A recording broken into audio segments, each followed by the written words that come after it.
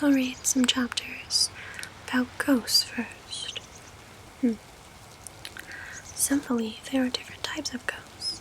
Orms, for example, appear as floating balls of light. Poltergeists, or noisy ghosts, can touch objects in the physical world. They like to make noise and stir up mischief. Other ghosts can appear as mist or fog. Another, called the funnel ghost, shows up as blurry spots in photographs. Ghost hunters use a variety of equipment to investigate haunted places. A pair of night vision goggles can help you to see in the dark. An EMF meter can be used to detect changes in the electromagnetic fields. They might also use thermal imaging cameras. These show hot and cold spots that would normally be invisible to human eyes. Finally, audio recordings gear is used to capture odd or spooky sounds. Why does it seem that ghosts prefer nighttime? Some say that when fewer electronic devices are used, we're more likely to notice spirits in our home. And in some folklore, they refer to the witching hour. That's a time of night where the ghosts and witches are believed to be more powerful. What do some people claim to be the telltale signs of a ghost? Well, here's a list of 6 of the most common hints that there may be a ghost nearby. 1. The room gets cold. 2. Door behaves strangely. 3. Doors open on their own. 4. You hear whispering. 5. Creaking stairs. And 6. Unexplained smells. I suppose I can move on to top 10 paranormal myths. Chain Games. Paranormal myths. 1. Paranormal facts exist. The term paranormal applies to anything currently beyond the range of scientific explanation. So anyone who claims they have access to the rulebook of the paranormal and that they know a foolproof way of making a ghost go boo is probably a charlatan, or about to be pretty famous. Plenty of researchers, including reputable scientists, have compelling theories about the unexplained phenomena and are attempting to apply those and utilizing them in a scientific method, but so far, paranormal facts don't quite exist yet. 2. Ghosts only come out at night. There are a lot of reasons to ghost hunt at night. The world quiets down as the day fades away. Some locations only let you enter after the close of the daytime business hours. Also, it is much creepier at night. And, most importantly, it's the best time to play with your sweet night vision camera. But if you want to chase ghosts, you can just as effectively do it during the day, according to most paranormal researchers. In fact, it might even be more effective time because that's when the dead were most likely alive.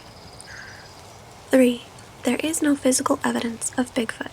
While there have not been any bodies found, Bigfoot researchers claim there is quite a bit of physical evidence to suggest the creature exists, including hair, blood, tissue, tracks, and yes, even poop. There is also a growing community of scientists who believe in Sasquatch, including famed primatologist Dr. Jane Goodall and Dr. Jeffrey Meldrum of Idaho State University, among others. Eric Altman of Pennsylvania Bigfoot Society stresses that as far as the lack of physical remains, as in a dead Sasquatch, fossilization requires very specific conditions, and Mother Nature has an effective system of breaking down animal remains in about 10 days. So, freshly dead specimen of the already rare creature would be hard to find. 4. Only old buildings are haunted. It's believed that only an ancient Victorian mansion with broken windows, creaky floorboards, and moldy furniture may be the best haunted house in Hollywood, but it's not where ghosts necessarily hang out. Beyond just old houses, researchers claim to have found paranormal evidence in jails, asylums, hospitals, hotels, museums, battleships, cruise liners, cars, roads, and forests. New locations can also be haunted, as can the ground where a new building is established. There doesn't necessarily have to be a death on the property either. It is widely accepted within the paranormal community that objects and the people themselves can be the focus of the haunting. 5. America's paranormal fascination is new. Although the paranormal has become quite popular within the arrival of the investigation-based reality shows, America's fascination dates back to the origins of the nation. The paranormal peaked in the U.S. in the 19th and early 20th centuries with the introduction of spiritualism, a religious philosophy that suggested that communication with the spirit world is positive. Mary Todd Lincoln, Mark Twain, and Harry Houdini were among the American celebrities who became part of the paranormal conversation, and the public gathered in homes and auditoriums to connect with the dead in seances. Beyond ghosts, future President Teddy Roosevelt wrote of the Frenchwoman's encounter with a Bigfoot-like creature in 1893, and the Sasquatch stories would periodically make their way into the news. Long before the Battle of Los Angeles in 1942 or the Roswell incident in 1947, airships were reported in the skies above America, and newspaperman S.E. Hayden wrote about the crash of such a ship in Aurora, Texas in 1897, and about 6 years before the Wright brothers' first flight. 6. Aliens are little green men in flying saucers. Actually, the most popular aliens are little gray men, according to believers. In America, the Greys are the archetypes when discussing alien encounters, and were supposedly found in Roswell incident.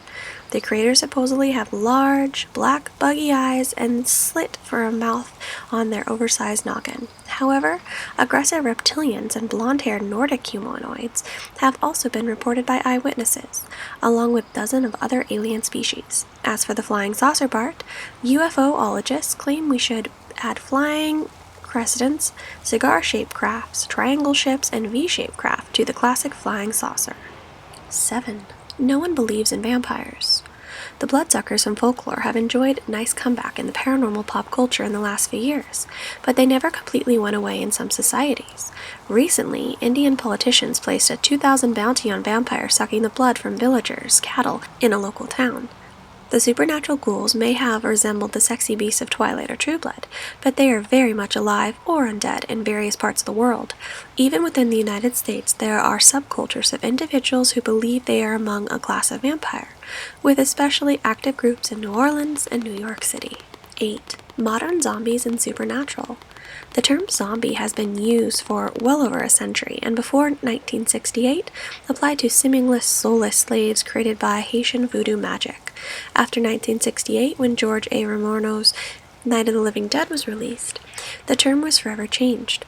Modern zombies are the result of an unexplained contagion, but are not supernatural, according to zombie expert Matt Mock of the Zombie Research Society. The modern zombie is relentlessly aggressive, reanimated human corpse driven by a biological infection. So supernatural vampires, mummies, Nordic drogues, and others need not apply for a brunch with this bunch. 9. Skeptics and believers don't get along. There are actually many skeptics involved in this paranormal community, and they are normally welcomed by investigation groups. When the two groups operate together, the skeptics can assist in disproving misidentified phenomena. If something cannot be disproven, it leads the believers closer to a possibly legitimate experience. Dave Schneider, host of the popular paranormal radio show Darkness Radio, says paranormal believers are not at war with the skeptic nation, and he embraces their input because he'd rather be taken seriously when the findings are reviewed. Additionally, most skeptics are confused by cynics, but actively want a paranormal experience. But they want it to be real and not just a false positive. 10. The paranormal is bad for business. Even if the phenomenon is unexplained, the business world is a big believer in the paranormal. Paranormal tourism, where travelers spend vacation money on the genre, conventions, and famous hotspots, is active industry. Instead of shying away from the paranormal reputation, locations are embracing it. Every city seems to have a new ghost tour operations, while haunted house attractions and vampire balls around, and entire towns in America are defined by their paranormal experiences. The Roswell UFO Festival attracts droves of alien enthusiasts to New Mexico every July. Meanwhile, Point Pleasant belongs to the Mothman, and Salem, Massachusetts has its tourism industry focused on the infamous witch trials. Zombie walks run an obstacle course along with proms, protests, and pub walks are weekly occurrences in cities across America. Perhaps we'll end with some facts about monsters. Interesting. Although the word monster is often used to describe evil beings, the term can actually refer to any creature that is perceived as being strange or frightening. Monsters have been a part of human culture since ancient times, appearing in mythology, folklore, and literature. In many cases, monsters are used to symbolize the dark side of human nature, embodying our fears and anxieties. However, monsters can also be seen as symbols of hope and change, representing the potential redemption and growth. Whether we see them as forces to be reckoned with, or aspects of our own psyches that we need to confront. Monsters continue to capture our imaginations and fire out our bee-minds with fiction writers. Long may they reign. Why are witches often depicted with warts? Because warts were considered the devil's mark during the witch panic of the 1600s. Those thought to be witches were searched from head to toe for a sign of the devil's mark, which could be anything from a scar to a mole to a wart. Warts were also believed by some to be the witch's teat, used to feed a witch's familiar. Dragons breathe fire because of the way medieval art depicted hell, scholars say. In medieval art, the entrance to hell was a monster's giant mouth, belching fire and smoke. Dragons, considered satanic creatures, started breathing fire after the image of the entrance to hell became widespread. In Brazil, a tall, skinny woman with long yellow fingernails and red eyes is believed to be the cause of sleep paralysis. She is the pesadilla. If you eat too much dinner, you may fall asleep that night and wake, paralyzed, with the creepy woman sitting on your chest and leering down at you.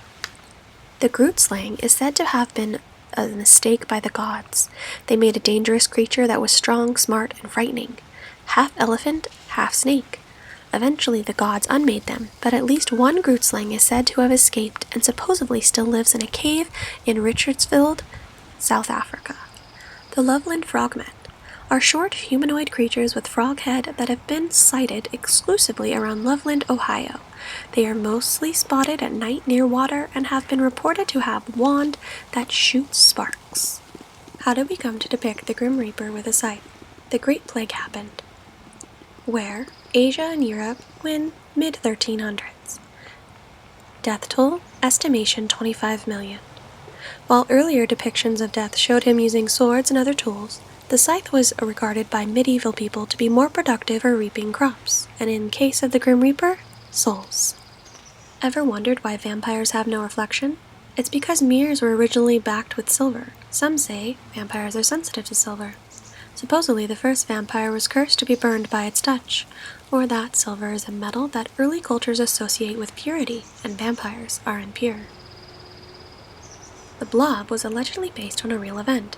The sticky, crystal-filled, fog-emitting blob in question was reportedly witnessed falling from the sky by 2 Philadelphia officers in 1950. The FBI was called, but it disappeared before the cops' eyes, before the federal agents got there. There are 2 theories for why witches wear pointy hats, but both say it's a symbol of hate. One theory says it comes from the Jewish hats Jewish people had to wear in the Middle Ages, when they were often associated with Satan. Another says it's from the Quaker headgear in the mid-18th century, when the myth of the witch started to spread in the U.S. Quakers were believed to practice witchcraft.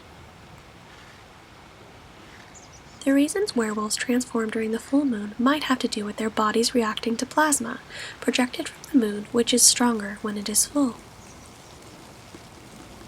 The creature from the Black Lagoon was modeled after the Academy Award with an added set of gills around its body. The white sheet ghosts most likely were inspired by the old tradition of burying people in white shrouds.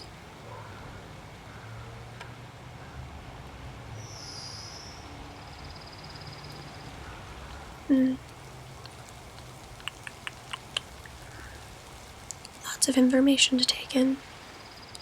Perhaps that's enough reading for today.